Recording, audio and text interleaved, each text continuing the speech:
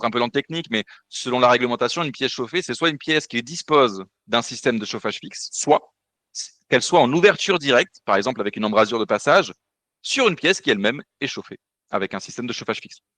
Donc, une loggia aménagée peut effectivement être surface de référence si elle est chauffée, tout à fait. Et donc ça, c'est une sacrée nouveauté parce qu'on va venir forcément avoir peut-être des mètres carrés en plus dans le DPE, ce qui est plutôt une bonne nouvelle, en tout cas en termes de notes, puisque vous le savez, la surface va venir influencer aussi la note.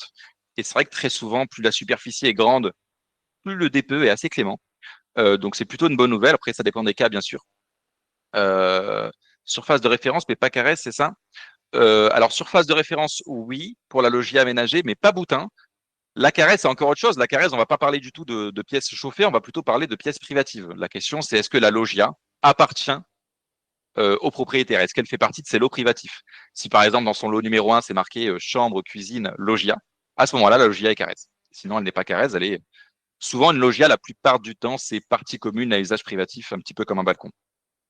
Euh, du coup, voilà, je pense que c'est quand même une sacrée différence, hein, la surface habitat et la surface de référence. Ça apporte quelque chose tout de même. Le seul inconvénient, c'est que du coup, forcément, si c'est pas déclaré, bah, alors nous, on déclare rien du tout en tant que diagnostiqueur. Mais ce sera évidemment noté dans votre TPE que vous avez peut-être 120 mètres carrés de chauffé, alors qu'officiellement, c'est déclaré que vous en avez que 110. Bon, après, on ne connaît pas les conséquences de tout ça. Mais en tout cas, c'est une obligation qu'on a maintenant de prendre en compte tout ce qui est chauffé et à usage d'occupation humaine, que ce soit déclaré ou non.